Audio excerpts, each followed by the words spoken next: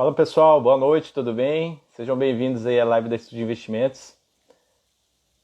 Vão chegando aí, vão se acomodando. Hoje o bate-papo é com o André Matos, do canal Economizando, aqui de Cuiabá, Mato Grosso, parceiro nosso. Oi Nayara, boa noite, tudo bem? Seja bem-vinda. Ela tá chegando aí.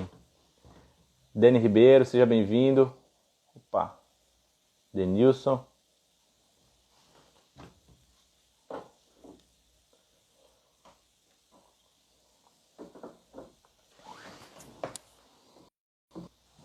Oi Flávia, tudo bem? Boa noite. Como é que tá o frio aí em São Paulo? André tá entrando aqui já.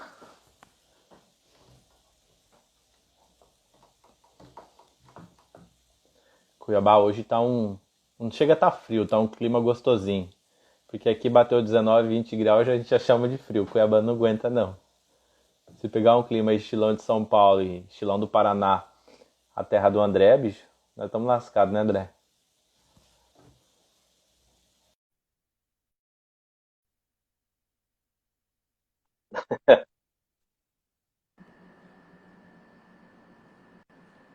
Fala, André, boa noite, cara. Boa Tudo bem? noite. Vai me dizer que você está reclamando do frio. Do frio que não Não, tô chegou. só falando pra galera aqui. Até a galera aqui de São Paulo aí na live. São Paulo, A galera lá de Mogi das Cruzes, lá já tá Tanara um lá. pouquinho frio, né? Não, hoje eu falei com a Flavinha lá, lá o bicho tá pegando, lá no interior de São Paulo. Galera, sejam bem-vindos aí à nossa live. Hoje o bate-papo é um pouquinho diferente das lives anteriores. Hoje é um bate-papo para você que está começando aí a ter esses cuidados com as suas finanças. Ou para você que, de repente, deixou ela se descontrolar, entrou ali num turbilhão de dívida, entrou ali naquele, né, aquela bola de neve, né, André? Aquela loucura de dívidas e não sabe como fazer, não sabe como sair disso. O André, um profissional aqui de Cuiabá, Mato Grosso, onde a gente fala, e ele tem uma história muito bacana, ele vai compartilhar com a gente. Como que ele fez para sair disso, né, André? E quais dicas no dia a dia que você pode usar para você cuidar melhor do dinheiro sem ser o mão de vaca, sem ser o cara pão durão, aquele que atravessa o rio com o sorrisal na mão e não abre para E não nada, né? precisa. Então, André, seja bem-vindo. Obrigado. Queria que você se apresentasse para a galera, falasse um pouquinho de ti para a gente começar esse bate-papo. Beleza, obrigado, Edgar, pelo convite. Fico feliz aí de participar. Como você falou, é isso mesmo, né? Eu já tive de um lado meio complicado, né, nessa história toda, que é realmente estar do lado de uma pessoa endividada. E as dívidas não eram pequenas, né? Para quem está numa situação dessa, eu imagino o desespero que dá, porque eu lembro do desespero que eu tinha quando eu vi algumas situações. E falando um pouquinho de mim, eu sou de Curitiba, acho que o sotaque não nega. A gente tenta esconder um pouquinho, mas não dá, não dá e acaba às vezes dando uma puxada aí no R. Então eu sou bem zoado aqui. A Jéssica aqui, ó, lá do sul também, ela reconhece esse sotaque forte, né, Jéssica? Jéssica Seco entrou na live aqui. Jéssica. Tem quanto tempo que você está em Cuiabá, Rapaz, agora André? faz 1 ano e 4 meses. Eu vim fevereiro, março, abril, maio. 1 ano e 4 meses que eu tô. Você veio a trabalho para cá? Eu já vinha muito a trabalho, né? Desde 2016 eu vinha bastante para cá. E eu lembro até hoje, assim, rapidamente contando dessa. Por que Cuiabá, né? Eu não queria vir para cá. Quando eu vim fazer um trabalho para cá, eu falei, não quero ir para lá de jeito nenhum. Mas quando eu vim para cá a primeira vez, me apaixonei pela cidade. E o meu trabalho hoje ele me dá essa liberdade de poder morar onde eu quero, né? Vou falar um pouquinho sobre o que eu faço, Uhum. mas me dá essa liberdade e acabei escolhendo Cuiabá. Fiz muitos amigos aqui, daí já engata amizade, relacionamento, daí uma coisa leva a outra, daí eu falei, já vou mudar para lá mesmo, já fico por lá. E eu gosto muito da cidade, é uma cidade muito calorosa, as pessoas são muito, elas te abraçam, não só O Cuiabano, é, Cuiabano, ele tropeçou e já tá convidando para o almoço de domingo, né, cara? exatamente. E não é como o curitibano, né, que convida mais assim por educação. Ele convida e é para você ir mesmo e ele vai te cobrar por que você não foi no almoço do domingo que ele te convidou. É mais ou menos por aí. Então já faz 1 ano e 4 meses que eu tô para cá. Eu sou administrador de formação, tenho MBA na área de gestão de negócios, enfim. Só que eu trabalho, na verdade, há 10 anos agora, fez 10 anos, na parte de gestão da saúde. Uma área que não tem diretamente, uma ligação direta com a parte de finanças. Eu falo que não tem direta porque a parte psicológica ela é muito afetada, né? Eu vejo pela área da saúde, por um profissional que trabalha na área da saúde já há tanto tempo, eu vejo quanto a parte psicológica é afetada pelas pessoas que têm problemas financeiros. E trabalho, e a ideia do Instagram, ela veio por essa experiência pessoal, né? Foi, assim, não foi fácil, né? Eu era uma pessoa, eu cheguei a ter, para você ter uma ideia, Edgar, eu tinha 5 cartões de crédito. Nossa Senhora! 3 contas em banco. E assim, Meu Deus! quando vira bola de neve, o que acontecia? Era empréstimo atrás de empréstimo, era renovação de empréstimo atrás de renovação de empréstimo. Meu Deus do céu. Nesse processo, a Renner foi uma grande parceira minha, não só para comprar roupa, mas para pegar empréstimo da Renner também, que os juros, eu não sei hoje quanto está. Sinceramente, eu não sei quanto está. Mas na época já era alto os juros, né? Então eu cheguei a pegar algumas vezes empréstimo na Renner, que você tem a opção do saque, né? Que você vai lá e pode sacar. Não é uma indicação, pelo amor de Deus, não levem isso como indicação. Tá? Mas eu cheguei a recorrer algumas vezes a isso para pagar as dívidas. E quais dívidas? Para pagar dívidas de cartão de crédito. Às vezes não tinha dinheiro para abastecer, eu tinha carro. Eu lembro que em 2012 eu comprei um carro de 40 mil reais. Em 2012. Nossa, 2012? 2012. A parcela do carro simplesmente representava mais de 60% do meu salário da época. Pô, mas eu precisava ter um carro. Você trabalhava para pagar o carro. Trabalhava para pagar o carro e a Renner que me dava o dinheiro para abastecer o carro, né? Era basicamente um ciclo. Mas cheguei a ter situações de vender milhas. Existe um mercado de venda de milhas, como eu sempre viajei muito por esse trabalho, né? Que os meus clientes são espalhados no Brasil, eu vendia milha. Às vezes vendia 10 mil milhas para conseguir 150, 200 reais. Nossa.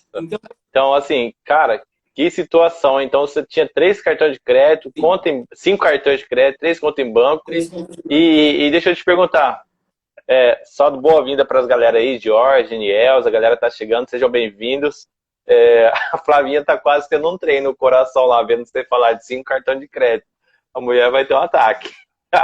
E, cara, e qual que foi o momento que você falou assim, cara, chega, não dá mais? Eu cheguei, tipo assim, a gente brinca, né, que fundo do poço tem porão, mas qual foi o momento, assim, do ponto de vista financeiro que você falou assim, cara, não, daqui eu não posso mais passar, não, eu preciso fazer alguma coisa? Eu tinha, na época, isso foi, eu lembro muito bem as datas, sabe, que as coisas aconteceram, essas mudanças de chave começaram a acontecer. E foi em 2017, eu saí de um emprego para ir para um outro emprego. Só que esse outro emprego, ele era uma promessa muito grande. Eu ganhava muito bem na época, né? Eu ganhava bem, só que assim, o fato de você ganhar bem não significa que você não tenha problemas com dinheiro, né? Às vezes, muito pelo contrário. Quanto mais você ganha, mais problema as pessoas às vezes têm. E eu saí... Não, só te cortando aqui, enquanto aí você já continua. Esse negócio, às vezes, de você ganhar bem ou de você trabalhar no banco. Cara, quando eu trabalhei no banco, o que eu mais via era gente enrolada com dívida. Porque qual que era o problema? Não podia ter restrição no nome. E aí eu lembro que na época eu ganhava acho que 2.500, 3.000 reais como caixa, mais o vale alimentação, bruto dava uns 4.000 reais. Tinha caixa que queria andar de Corolla e de Civic. E os caras metiam o louco e faziam isso. Então, às vezes, assim, você até ganha bem, você até tem uma condição bacana, só que você vive enrolado. Meus colegas da época do banco... meus colegas da época do banco, não sei se algum desses vai ver essa live depois, vai ver o vídeo, mas os caras viviam tudo aqui assim, ó, entendeu? E daí eu lembro que nessa época eu saí desse emprego, fui para um outro, que ele pagava, no salário pagava um pouco menos. Esse um pouco menos era em torno de R$1.000 a menos. Só que era a parte comercial. Era a parte comercial, então tem comissão. Olha, menos... você vai tirar pelo menos uns 20% a mais que você ganha hoje. Eu falei, bem, é o que eu preciso, né? Tô atolado de dívida, saí de um, vou para o outro.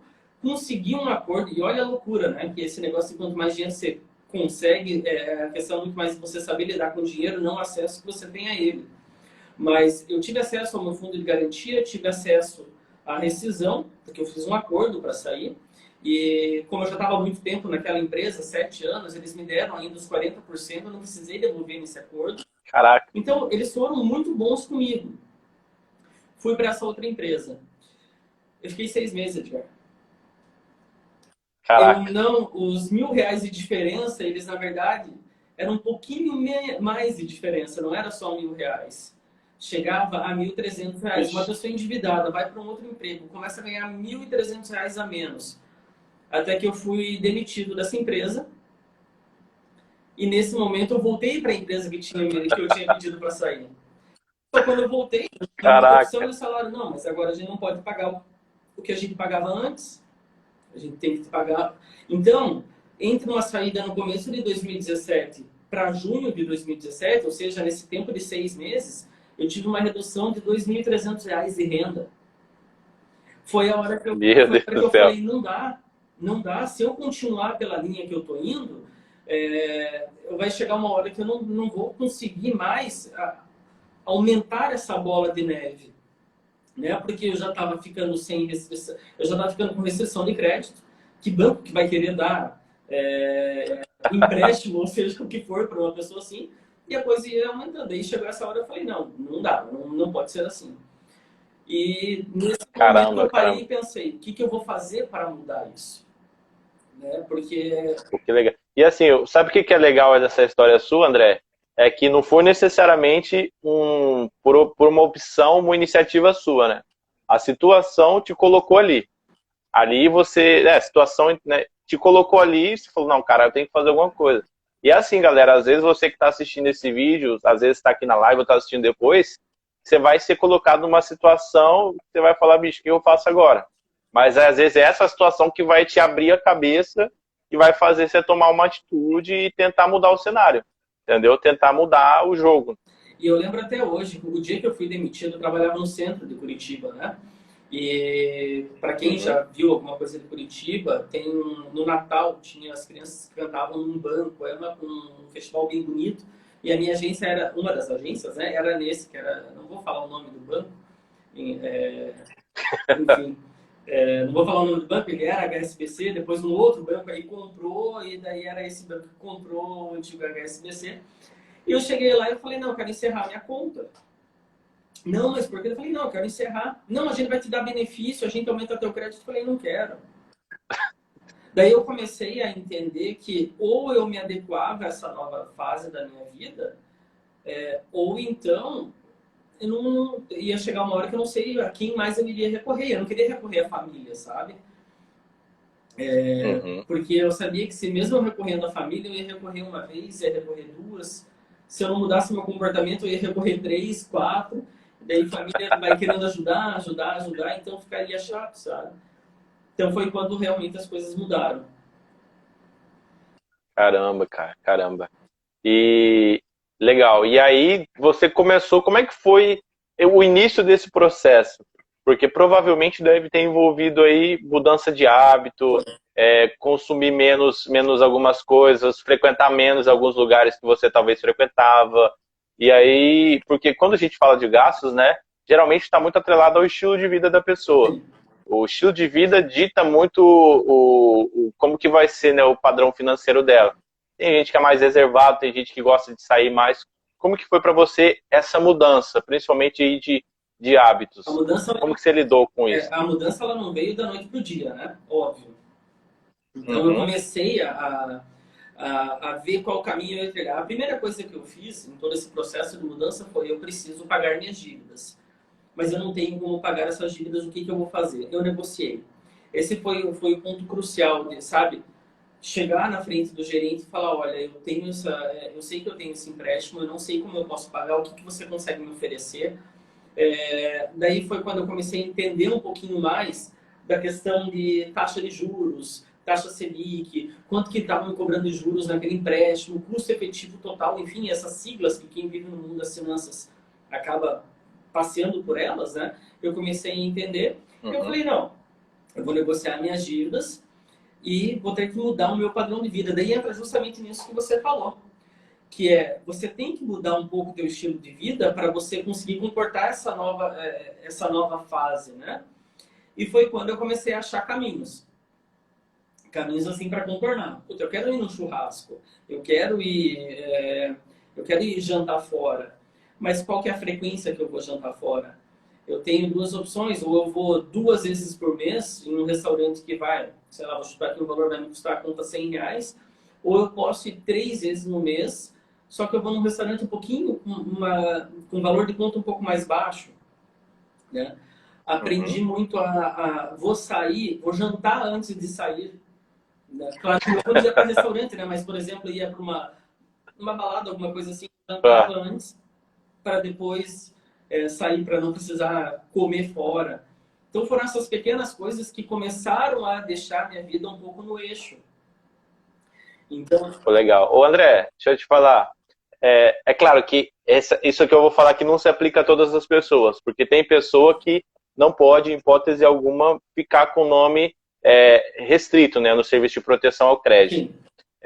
Mas a gente defende uma linha aqui na Estúdio, se você está endividado, se você tem dívidas, contas chegando, estanca o pagamento e vai juntando o recurso e chega nos seus credores e vai fazendo, porque aí você tem mais poder de barganha, você vai ter mais poder de negociação. Eu imagino que você deva ter feito isso, eu não sei qual foi o cenário, mas que tipo de critério você usou na hora de você levantar tudo que você devia e falar assim, vou começar pagando aqui, pagando ali? Que tipo de lições você teve desse momento, dessa negociação? Porque eu imagino assim que não é um momento que, por exemplo, assim, porque mexe com o ego da gente, né?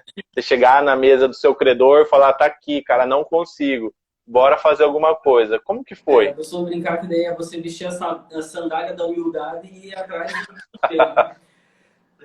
Qual foi a estratégia? Eu usei uma estratégia para isso. Essa estratégia, daí, claro, eu comecei a pesquisar no Google mesmo, como quitar suas dívidas. Claro que daí você vai separando, né? Você vai tirando algumas coisas que te prometem ser umas coisas absurdas. Até mais para frente a gente pode falar sobre essa questão, que é a questão de ganhar dinheiro rápido, enfim, invista aqui, ganhe milhares. Eu fui tirando isso, fui buscando pessoas que realmente tinham uma relevância.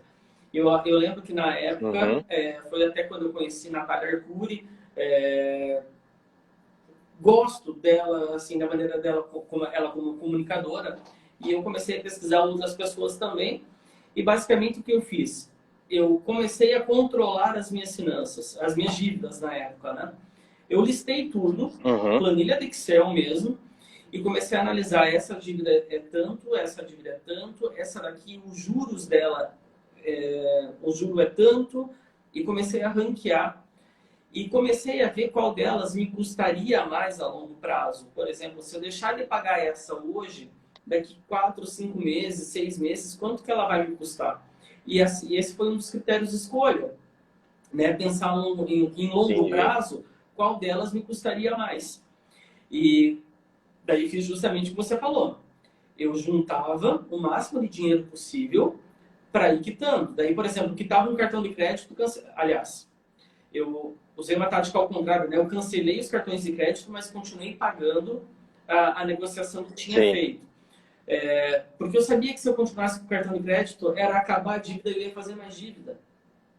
Então, eu tinha essa ciência, né? E isso foi também parte muito importante do processo, que foi saber qual era o erro, saber que o culpado era eu que era culpado da situação que eu estava vivendo. E foi isso que mudou o cenário. Daí eu fui buscando credor por credor e fui negociando. Pô, que legal. Galera, se você... ele citou aqui a planilha, aí no perfil do Instagram dele tem aí o link, né, André, da planilha, que se você não usa nenhuma hoje ainda, entra lá, baixa o modelinho do André, ela é bem didática, bem fácil de manusear. Se você não faz nenhum tipo de controle, começa, pega essa planilha aí, começa, mas tenta mapear quanto você ganha, quanto você gasta, onde você gasta. É fundamental saber para onde está indo esse dinheiro. E André, deixa eu te perguntar uma outra coisa também. Geralmente a galera que está com esse monte de dívida, às vezes está nesse turbilhão, a galera fica abalada psicologicamente, né? Assim, ou seja, o emocional fica abalado. E aí, cara, qual o risco até às vezes, dependendo da pessoa, do cenário todo, ela fazer alguma besteira. Como manter a calma nessa hora? Que tipo, se você teve esse tipo de situação também, de às vezes ficar estressado e aquilo ali te deixar nervoso, como manter a situação? Sim, me deixava, Como manter a calma nessa me situação? deixava muito estressado e várias coisas me deixavam estressados nesse processo, né?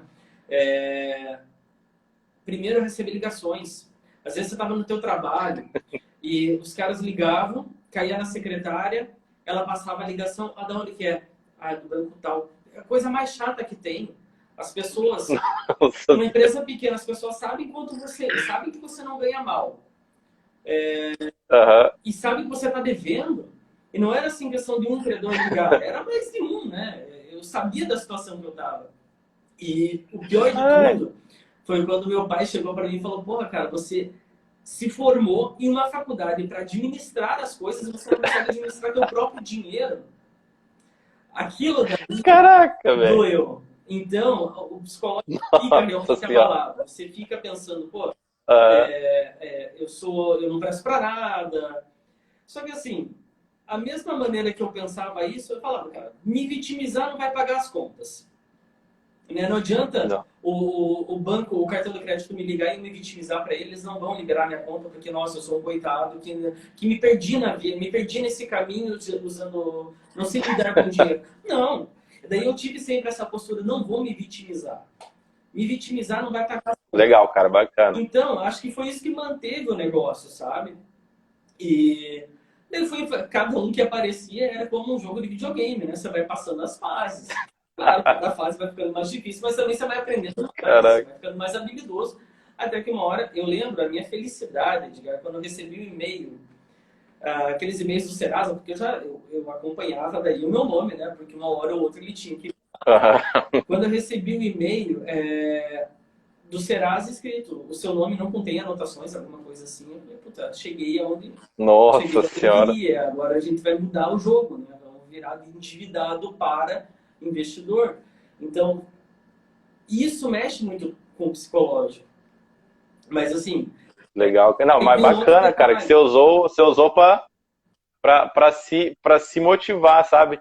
E tem uma pergunta chegando aqui, só fazer um comentário pra galera. Gente, por mais que às vezes você tenha recorrido a pegar de repente dinheiro em loja, igual o André citou um pouquinho no início do vídeo, eu também já peguei dinheiro na Riachuelo, naquela Midway financeira, caro pra cacete, aquela taxa lá. Gente, em hipótese alguma, pegue dinheiro com a agiota, pelo amor de Deus, tá bom? Por quê? Se você dever para Renner, dever para Riachuelo, para quem quer que for de loja, cara, o máximo que vai acontecer é ligar, te constranger às vezes de cobrança, igual essa situação que o André falou.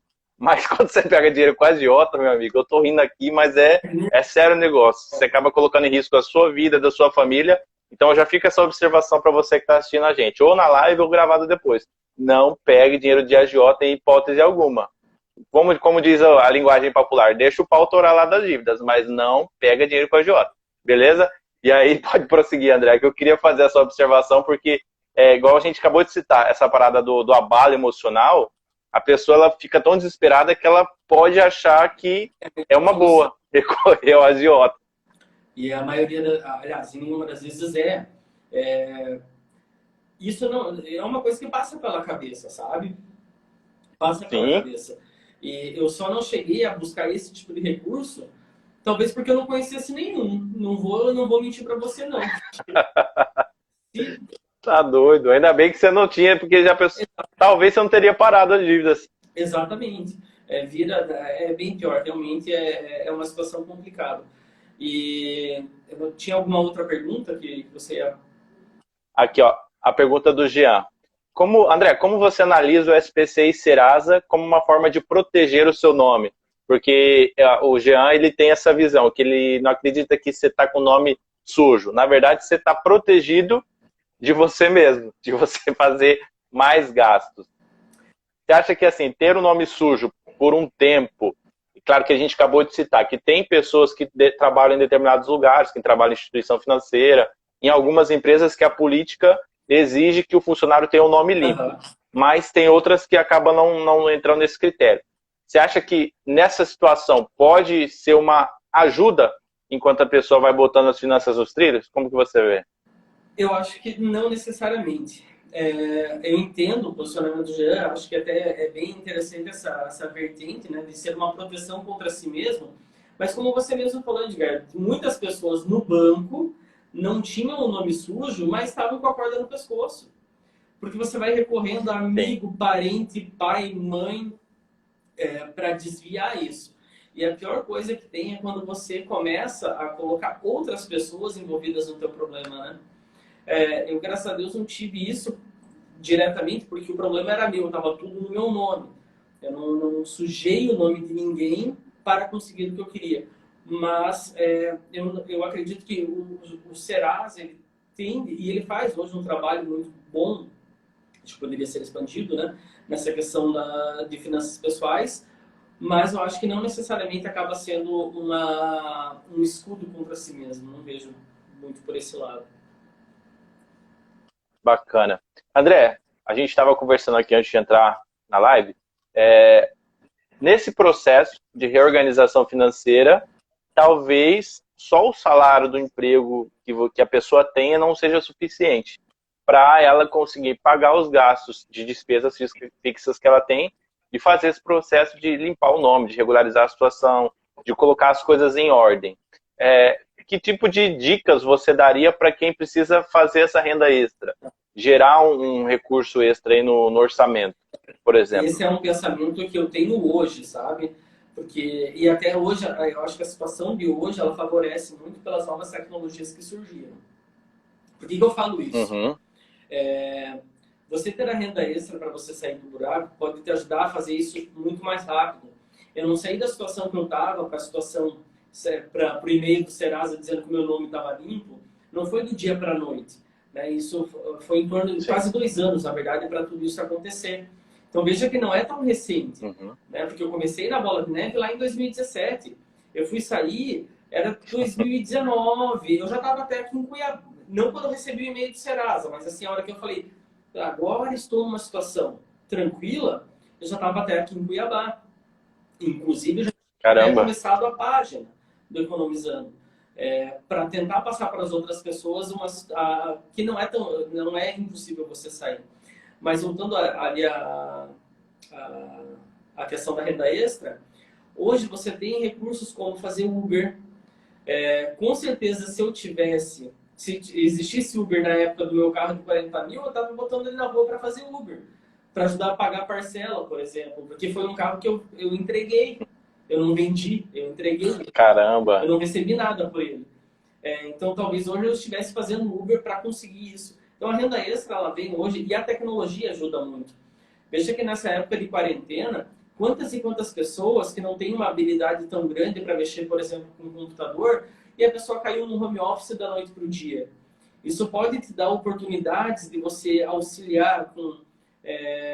pega um TeamViewer, ou até mesmo um Ndesk, que são softwares para acesso remoto ao computador, para você ajudar outras pessoas e cobrar por ela por isso. Sim. Você fecha com a pessoa, olha, me paga R$100 por mês e eu te dou garantia de 5 atendimentos no mês ou 10 atendimentos no mês. Desde cada atendimento desse vai custar R$10. Você fecha aí com 20 pessoas isso, a R$100 por mês, você está com uma renda extra de R$2.000. Não é todo mundo que vai te pedir atendimento todos os dias, ou as 5 vezes, né, na semana.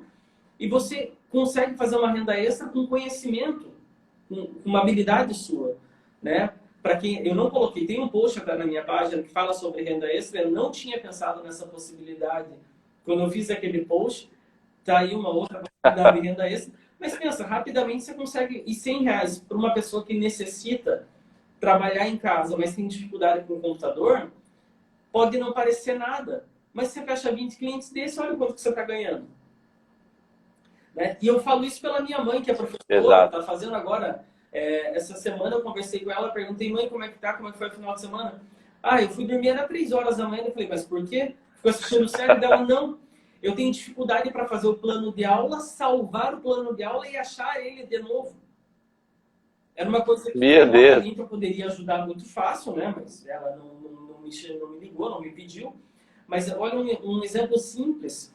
né? E com certeza a minha mãe pagaria até mais de R$ 100 para alguém ajudar ela nisso. Então a renda extra é uma Legal. renda. Já dá para fazer um parte 2 aí do Renda Extra lá na Pois página, hein? é, vou anotar essa ideia e depois vou colocar lá como parte 2. Então, e até tem Fazer uma um questão parte assim, 2. que às vezes a dificuldade gera oportunidade, né? São oportunidades que surgiram nos últimos anos, como o Uber Eats. Quanto esses motoboy não estão ganhando hoje, Edgar, para fazer entrega de lanche? Sim. Então, são rendas extras que podem auxiliar. Coisas que eu não tinha acesso na época, enfim, mas E agora tem. agora tem. Pô, que legal, André. E essa parada você falando aí no começo de como foi o processo, é um recado aí também para o pessoal. Paciência.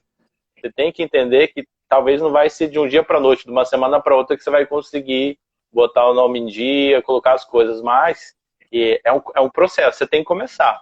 Você tem que ter um estalo, você tem que ter alguma situação que vai ter que te forçar ou vai ter que te inserir ali e você vai começar. E aí você começando, uma hora você conclui. E uma coisa que acontece também, André, é que armadilhas podem cair nas mãos da pessoa, na vida da pessoa, principalmente nesse momento que ela começa a buscar por renda extra, né? A gente acredita aqui, na Estudo de Investimentos, que não existe almoço grátis. E todo o dinheiro ele tem que vir realmente com esforço, com dedicação, com trabalho. Não existe nada de graça. É. E o que você fala para a gente, e você deixaria de conselhos e de dica para a galera, sobre pirâmides e outras promessas de dinheiro fácil que são feitas por várias pessoas aí no mercado? É complicado, né? Porque a internet, ela tem sempre o lado... O bom que cada dia que passa as pessoas têm mais acesso à internet. A parte ruim é que cada dia que passa tem muito conteúdo na internet que pode levar essas pessoas para o buraco, né? É fato. Sim. Quando a pessoa está desesperada, ela tende a procurar soluções extremas para aquele problema, né? Então, ela vai buscar... E existe, obviamente, é como se fosse uma escada, sabe? É um caminho que você vai seguir e as pessoas tendem a tentar pular algumas etapas. Como você falou, a minha situação, para essa mudança da minha situação não foi da noite para o dia. E se eu fosse buscar medidas desesperadoras, talvez eu caísse numa pirâmide financeira, que você pega lá os caras oferecendo 2% de rendimento, de rentabilidade ao dia.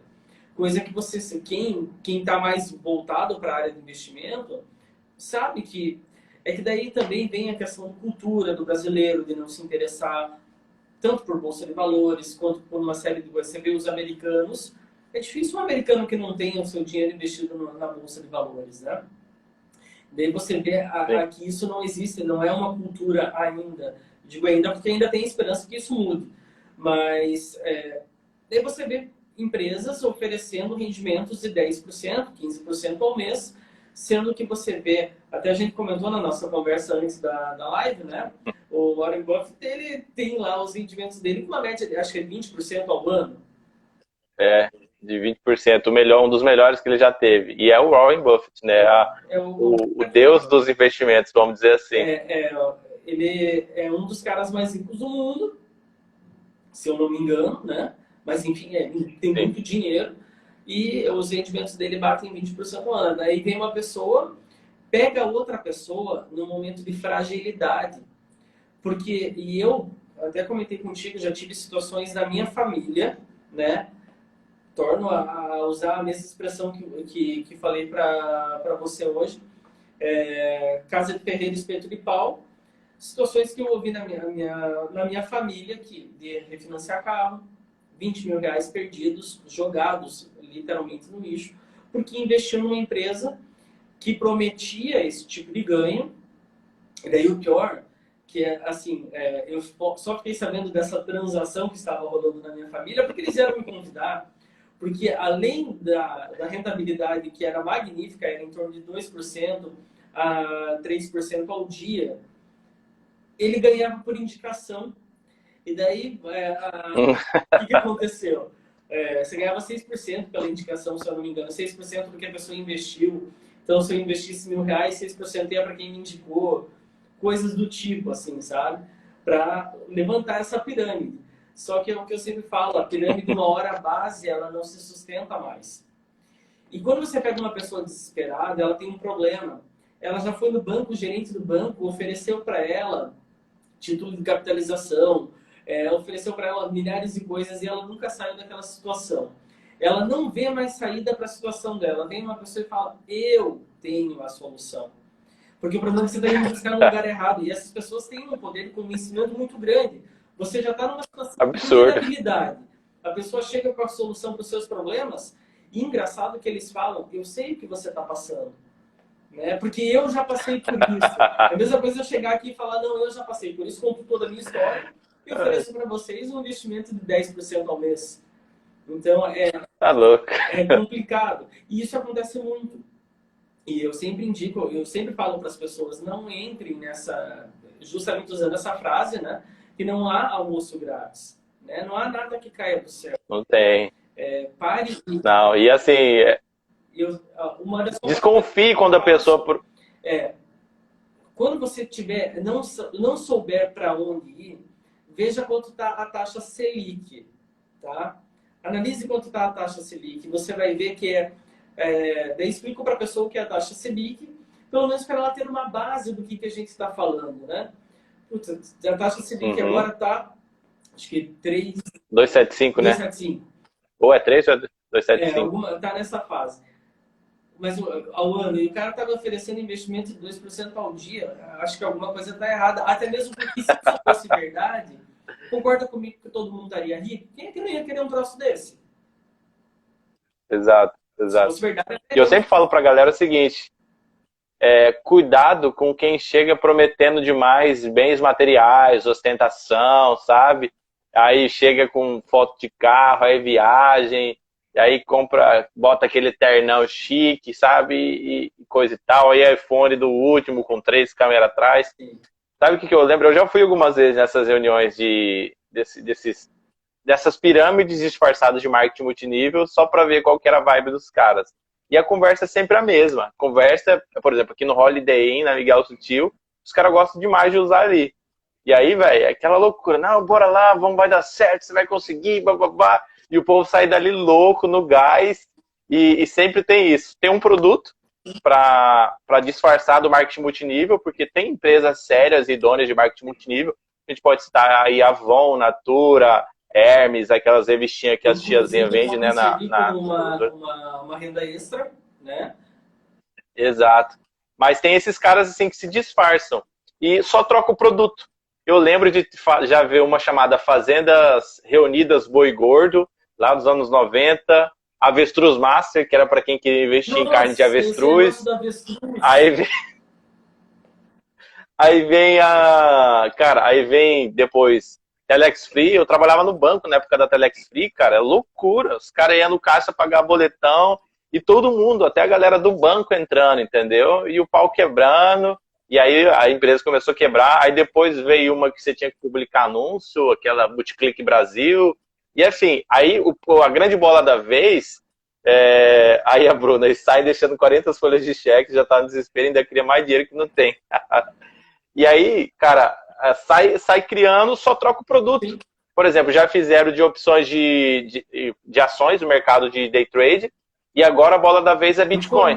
A Bitcoin, que não sei o quê, e é assim, o Jean comentou ali que já pegaram ele 3 vezes. Jean, você já pode pedir música no Fantástico, já caiu em 3 pirâmides. Não, e o pior Caraca. Eu ouvi, né, na época que eu fui aconselhar, lá em Curitiba a gente fala muito piar, né? Falaram pra mim que você é burro ficar investindo, que reserva de emergência o quê? O que você vai levar anos para conseguir, eu vou conseguir em um mês. Ok? Beleza, fera. Para investimento, o tempo é o teu melhor amigo, na verdade, né? Para quem faz investimento. E se você não tiver isso muito bem claro, você acaba perdendo dinheiro. E assim, é triste saber que pessoas da minha família perderam, né? Mesmo na verdade, conselho. Mas não adianta. A gente vai ter onde a gente não vai, só de casa. E assim, você falou aqui eu lembrei do negócio aí do... Cara, até me perdi aqui da minha fala. O Jean falou da mineração de criptomoeda aqui. Gente, não existe dinheiro fácil. não existe almoço de graça, tá? Vai ter que sair de algum canto, vai ter que sair de algum lugar. Não, cuidado com essas promessas. Então, assim, às vezes você está num momento de fragilidade, às vezes um dinheiro que você demorou para juntar, que você trabalhou, ralou, às vezes é um acerto do emprego que você saiu. Enfim, cuida com o seu dinheiro tem muito valor. Só para conceituar aí o que o André acabou de falar, e ele já vai fazer aí a parte final da nossa live, reserva de emergência é o que você teria que ter, por exemplo, assim, se a sua despesa mensal é R$ 5.000, não tem um prazo exato, mas a gente aconselha que seja no mínimo 3 meses da sua despesa mensal, mas o ideal é pelo menos 12, essa reserva de emergência. Então, por exemplo, assim, se a minha despesa mensal é 5.000, eu tenho que ter no mínimo 15.000 de reserva ali, porque se acontecer alguma coisa comigo, eu tenho de onde tirar. Mas o ideal, nesse caso, seria ter R$ 60.000 de reserva de emergência. Então, quando as pessoas vêm procurar a gente, perguntam assim, o que eu quero investir, onde que eu começo, que ação que eu compro? Eu falo, peraí, volta uma casa. Você tem reserva de emergência? Você tem um dinheiro guardado ali para um momento, se você precisar, você tem? Não tenho, então tá. Guarda aí esse negócio de investir, faz a reserva de emergência, depois nós volta para conversar. Porque assim, ó, quem não aprendeu no amor, que a gente brinca, né, igual a mãe da gente falava, ó, se não aprender no amor, vai aprender na dor. Quem não aprendeu no amor, tá aprendendo na dor agora com a pandemia, cara. Porque assim, se não fosse a generosidade das pessoas, a bondade de um com o outro, que o brasileiro tem disso, né, ele assim, se ajuda pra caramba. Então, artista fazendo live, aí empresários fazendo doação, o vizinho ajudando um ao outro ali, tá suprindo muita pessoa. Mas se não fosse isso, cara, você imagina o tanto de gente que estaria passando fome. Na verdade, tem muita gente passando necessidade, mas você imagina o contingente maior que teria isso. Então, assim, eu não gosto nem de usar o termo lado bom da pandemia, mas pelo menos é uma lição que as pessoas estão sentindo na pele, na prática, a importância de ter essa reserva de emergência ali construída, para não padecer em momentos de dificuldade como esse, sabe? Eu acho que esse momento também é um momento como a gente está um pouco sofrendo essa restrição de compra, né? Muitas pessoas já falaram para mim, nossa, eu estou economizando tanto agora na pandemia, porque eu estou em casa, não estou tendo acesso. Em compensação, outras estão comprando muito mais pela internet, né? Então você vê que sempre existe aí os dois lados. Mas aproveitar esse momento para você tentar estabilizar as coisas, né? E refletir em relação à tua relação com o dinheiro. Porque a emergência, uma coisa que eu aprendi, que a emergência ela sempre vai chegar. Uma hora ou outra ela vai chegar. Sim. E a gente não está falando daquela emergência, apareceu lá uma promoção de televisão no shopping, é uma emergência, eu preciso comprar. Não é dessa emergência que a gente está falando. A gente está falando de um carro que você bateu, uma doença na família que você precisa ajudar, uma viagem de última hora que você precisa fazer. Isso é reserva de emergência. Ou até mesmo você perdeu isso é uma emergência, ou até mesmo você perdeu um emprego e precisa ir de um tempo para se recolocar no mercado. Entramos agora na questão da pandemia. É para isso que serve a reserva de emergência. E aquilo que você estava falando antes, Edgar, da maioria das pessoas que têm dívidas, mas querem investir, eu fui uma dessas pessoas, né? Antes de investir, eu ainda tinha as dívidas e queria investir. Eu ficava nesse meio termo. Foi quando eu falei, eu só vou investir depois que lá no final, né, do mês aparecer positivo. Daí eu investi. Eu investi. Só que daí eu fazia aí, daí foi quando eu comecei a pensar, bem, no primeiro mês ficou positivo e investi. E eu investi, eu lembro até hoje que foi em torno de R$ 100 no Tesouro. Né? Quando eu ganhei os meus primeiros, eu lembro que deu 17 centavos, eu acho, alguma coisa assim. Eu fiquei super feliz, eu falei, eu não fiz nada, mas ganhei 17 centavos. O que eu fiz no próximo mês? Caramba! Eu comecei a me pagar, que todo mundo fala isso, né? Eu não entendi esse conceito de se pague primeiro. Então foi o que eu comecei a fazer, comecei a colocar lá um valor na minha planilha de controle, né? Que era de investimento, onde eu me pagava. Daí que eu comecei a investir. Mas antes de quitar as dívidas, eu não fiz isso. Porque eu via que ou eu quitava uma dívida que os juros era de 13%, ou eu investia para ganhar. Na época até a Selic estava bem melhor, né? Estava em torno de, acho que 6%, alguma coisa assim. Então eu via muito por esse lado. Cara. A gente está chegando para o final da live aqui, pessoal. Se você entrou depois do início, meu nome é Edgar Meirelles, faço parte aqui da Estúdio Investimentos, estou com o André, do canal Economizando, a gente é aqui de Cuiabá. Então, se você está vendo a gente de fora, a gente é aqui do estado de Mato Grosso. E o objetivo dessa live... O Rodrigo agora que entrou, não sei onde o Rodrigo está morando agora, mas era lá de Curitiba, já foi para vários lugares. Curitiba, né? Tem uma galera aí de lá prestigiando. E até aqui tem a galera de Cuiabá aqui falando. Abrir um parênteses. E o objetivo da gente é... Opa, desculpa, pode falar. Eu só queria abrir um parênteses que se eu não fizer isso, depois... o Rodrigo está em Recife agora. Ainda continua morando em Recife. Amigo de ambos lá de Curitiba. Em relação... Eu só queria mandar um beijo para Marcela. Eu não sei se ela já chegou ou não, mas ela falou que se eu não mandasse esse beijo para ela, ela iria falar mal da minha página. Então, eu só quero deixar registrado. Deus o livre. Marcela, se é por falta de beijo, pessoal, manda beijo para Marcela aí. Não pode falar mal da página. Hashtag beijo Marcela. E, André, a gente vai caminhar para o final aqui agora. Pessoal, obrigado você que esteve presente com a gente até aqui esse momento. O objetivo dessa live, terão outros pessoas que têm página, que falam sobre finanças e economia aqui de Cuiabá, Várzea Grande, do interior do estado também. A ideia da gente é fortalecer tanto o pessoal, fazer conteúdo com gente de fora, de São Paulo, do Rio Grande do Sul, também com a galera aqui de Cuiabá, para a gente levantar, trazer esse assunto mais à tona, trazer esse assunto mais à discussão para as pessoas, entendeu? Porque é um negócio que impacta diretamente a vida das pessoas. E, André, eu queria que você falasse um pouco de que tipo de trabalho você presta hoje, que tipo de soluções você entrega com o seu trabalho e deixasse as suas considerações finais para a galera. Maravilha. Vamos. Obrigado, Jorge, aí pela presença, Tami, Tami, né? A Tami, que também é lá de Curitiba. Inclusive, trabalho em alguns projetos junto com ela.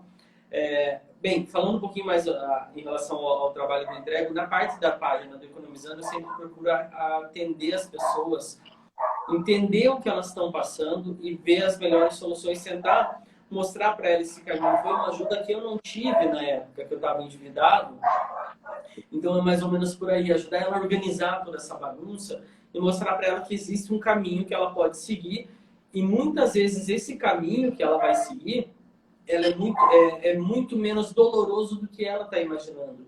Porque a gente tende a ver sempre o nosso problema como muito grande. E quando alguém de fora olha, vê, não é, por que você não faz assim ou assim, é muito menor do que a gente imagina. Então, na parte do economia, legal, é justamente isso.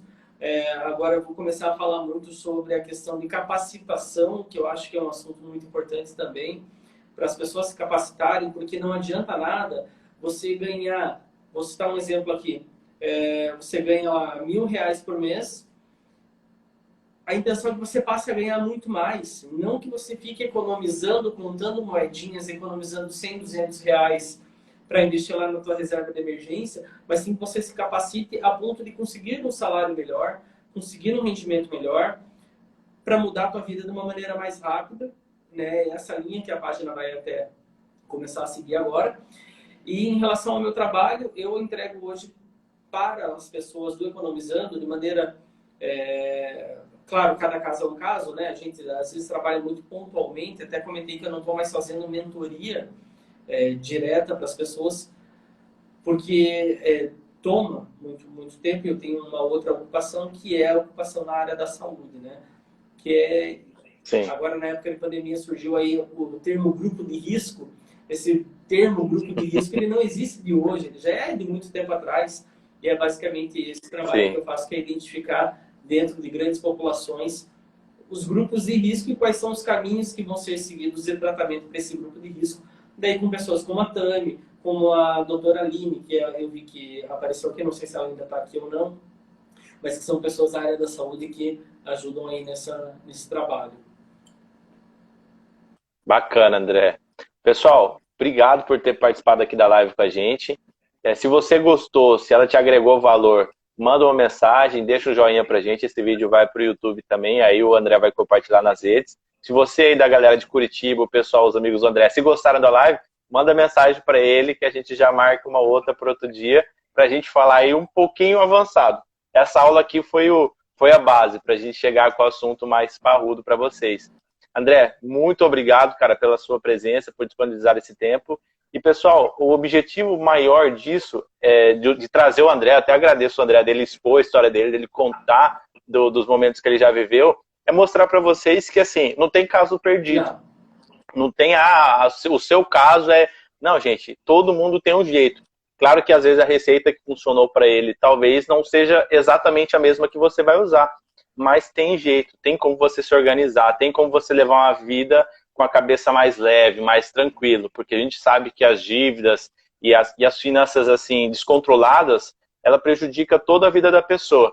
Então, assim, de coração, André, muito obrigado por trazer a sua experiência, saiba que isso ajuda demais as outras pessoas a enxergarem a luz lá no final do túnel, a mostrar que tem essa possibilidade, sabe? Eu só quero lembrar também, Edgar, e é muito importante, para quem está endividado, não é vergonha nenhuma estar endividado.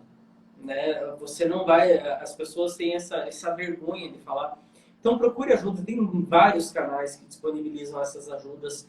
O meu, do próprio Edgar, de outras pessoas. Então busque ajuda. Né?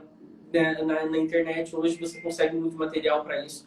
Eu acho que é importante. Não é vergonha nenhuma. Eu conto a minha história justamente para as pessoas se identificarem e falar: eu estou nessa situação. Se ele saiu, por que eu não posso?